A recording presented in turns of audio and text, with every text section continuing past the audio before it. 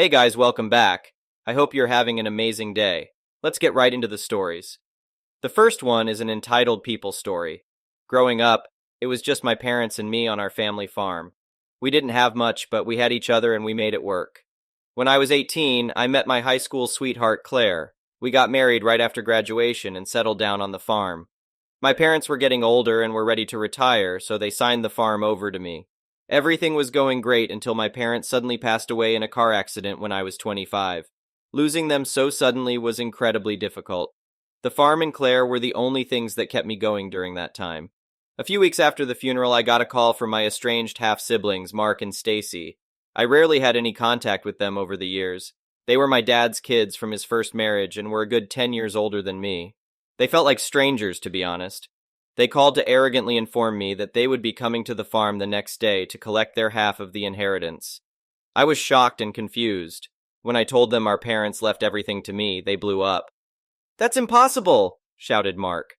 "We're his children too. He wouldn't cut us out like that." Stacy chimed in.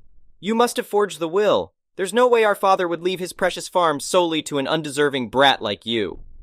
I tried to explain that our parents rewarded me for being the one to stay and work on the farm while they moved away to the city, but Mark and Stacy refused to listen. They spewed vicious insults at me, calling me pathetic, stupid, and a disgrace. Then they hung up on me. The next day, a shiny BMW pulled up the dirt road to our farm. Out stepped Mark in an expensive suit, and Stacy draped in designer brands. The juxtaposition of their uppity appearances against the humble farm would have been comical if I wasn't so stressed about their visit. Before I could even open my mouth, Mark shoved me aside and barged into the house shouting, "All right, where's the safe with the cash and jewelry?" Stacy followed behind, wrinkling her nose at her surroundings. I forgot what a dump this place is. Hopefully we can sell it quickly and be rid of this filthy hovel." Anger flared inside me at their callous words. "How dare you?" I said. "This was our parents' home. Have some respect." Mark got in my face. "Don't tell me what to do, you little brat. Now where's our inheritance? Tell me before I really lose my temper." With Claire by my side, I stood firm. "I told you our parents left everything to me. If you don't believe me, you can look at the will." I showed them the legal documents, complete with our parents' signatures and attorney's seal. As they scanned the pages, their faces contorted in rage. Stacy tore the papers from my hands and ripped them to shreds. "This is unacceptable," she shrieked. "Mommy and Daddy would never do this to us." Mark's face turned beet red. He flipped over our kitchen table, shattering dishes and glassware everywhere. "You conniving thief!" he bellowed. "You stole our birthright!" Claire stepped between us, fearlessly staring down my enraged siblings. "I think it's time you two left," she said with authority. Mark raised his fist, but before he could swing, I tackled him to the ground. We tussled and rolled around, knocking over chairs and slamming into walls. Eventually, I pinned him down. "Get out!" I roared. "You're no longer welcome here!" Claire forcefully escorted a screeching Stacy outside. Mark eventually stopped struggling beneath my grip. I let him up, but stayed close in case he tried to attack again. Sulking and simmering with resentment, my siblings finally left, but not before spewing a few more insults and threats. I stood there amongst the wreckage of my childhood home, shaken. Claire wrapped me in her arms, comforting me. I knew this incident was just the beginning. Over the next few weeks, my predictions came true. Mark and Stacy unleashed a relentless assault of harassment and intimidation tactics trying to get their hands on the farm. They filed frivolous lawsuit after lawsuit contesting our parents' will, even though it was completely valid. I racked up exorbitant legal fees defending ownership of the farm. They contacted the IRS and accused me of tax fraud, triggering a tedious audit. They reported me to the county zoning board, claiming I had illegal expansions on the property. Building inspectors came out and disrupted the farm operations looking for code violations. Their smear campaign against me and Claire got so bad that people would glare at us in town. Old friends stopped talking to us. The lies and accusations never ceased. The last straw was when they attempted to sabotage the farm itself. I caught Mark trying to open the gates and release the livestock onto the highway. Stacy had snuck into the barn in the middle of the night and destroyed some of the equipment. Enough was enough. With Claire's encouragement, I decided to take action. I sold off portions of the farmland to pay for the best lawyer in the county. My new lawyer helped me file for restraining orders against both Mark and Stacy. I supplied evidence of their destructive behavior, and the judge instantly approved the orders. Under threat of arrest if they stepped foot on my property again, they were finally forced to stop their harassment. I then countersued them for damages. My lawyer argued they had intentionally inflicted emotional distress and defamation upon me and Claire. The judge agreed and ordered them to pay a substantial settlement. With the money from selling some land and their payment from the lawsuit, Claire and I were able to settle our debts and start rebuilding and improving the farm. I invested in newer equipment and additional livestock. After months of chaos and uncertainty, the farm is now thriving more than ever before. Claire and I are at peace again. The memories of Mark and Stacy now just a bad dream of the past. My parents would be proud to see our hard work and dedication to the farm paying off. Claire and I have decided that when we're ready to retire one day, we'll donate the land to the County Historical Society so they can maintain it as a piece of local farming heritage. I know this is exactly what my parents would have wanted, for the farm to continue nourishing generations to come. The next one is a pro-revenge story. I was hired by a company as an assistant manager, a job I was well qualified for. The owner is rarely on site as he owns several businesses. The company is run by a GM who hired me, but who works mostly on the second shift and whom I would, therefore, have little daily contact with since I was hired for the first shift. I was assigned to Eva for training.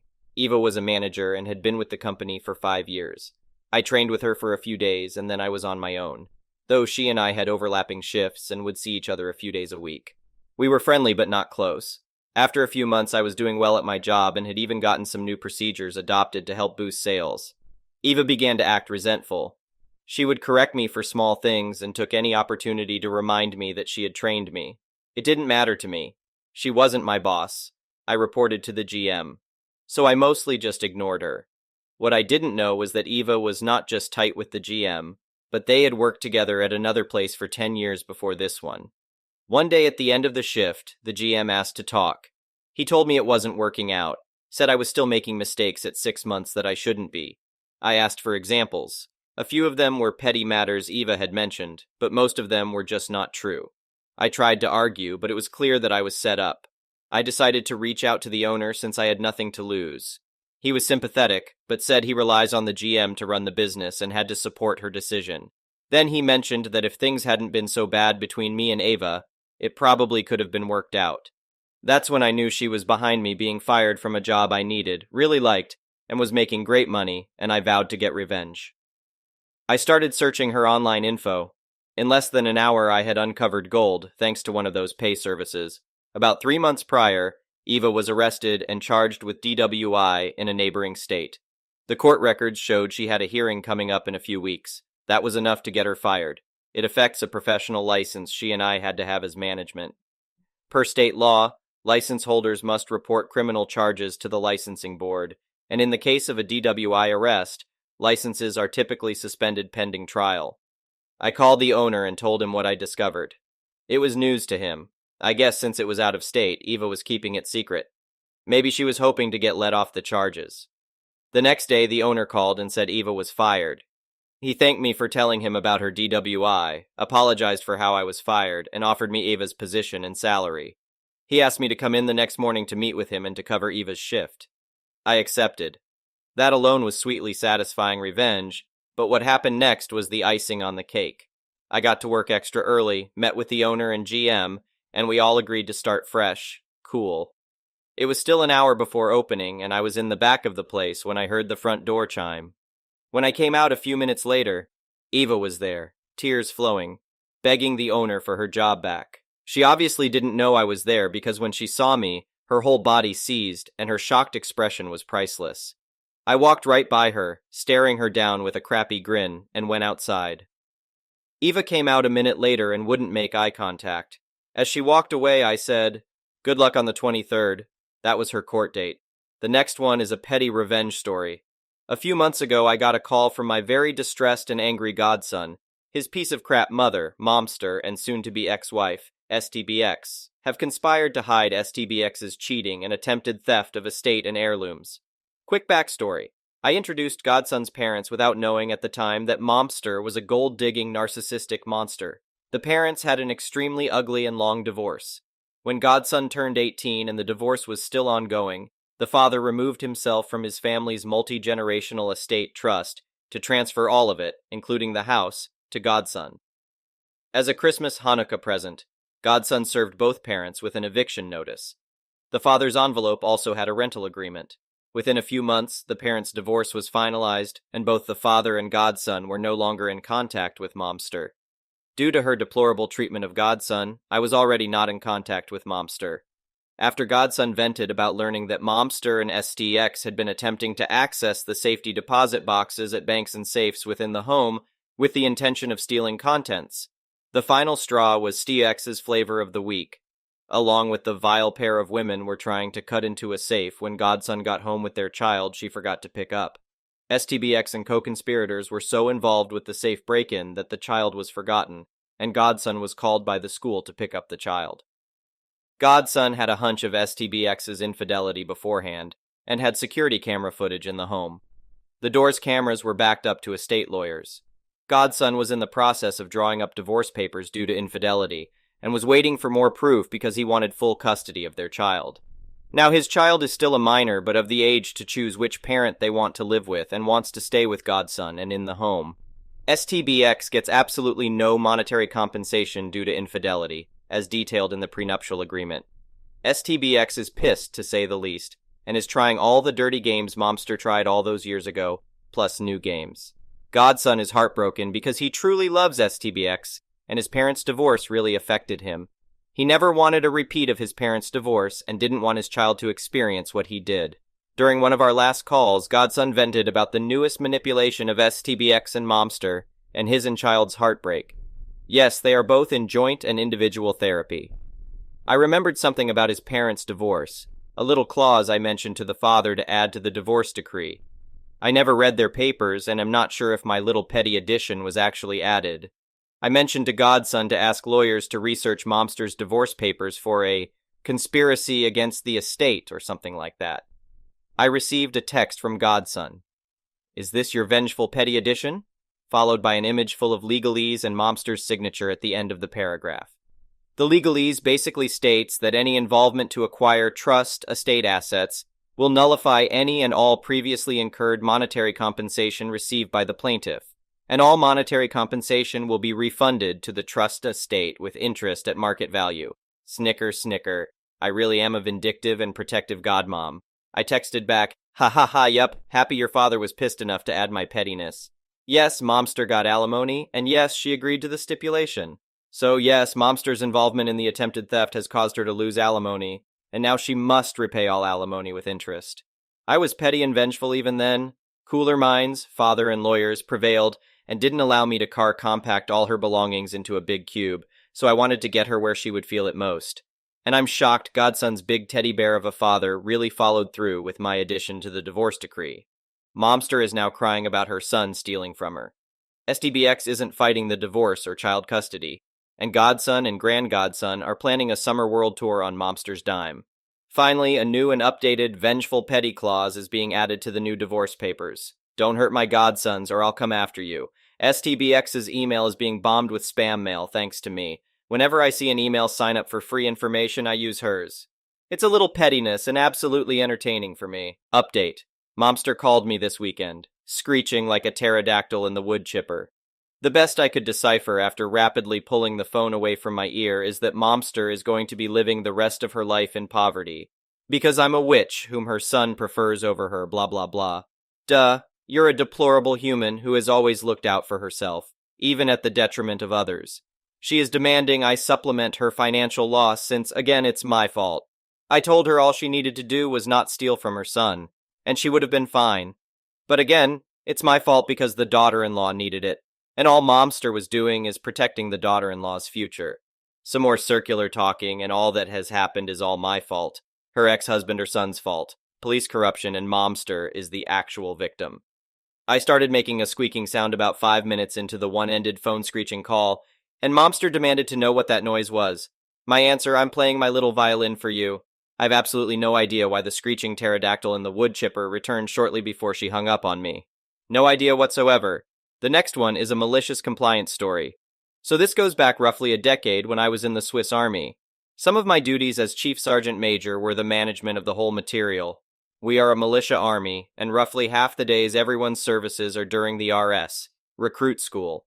If you go for the rank of a sergeant, a lieutenant, or a chief sergeant major, you would do one regular RS, then go to school for your rank, and then earn your rank in that position during the next RS, usually in the same school or at least the same weapons school.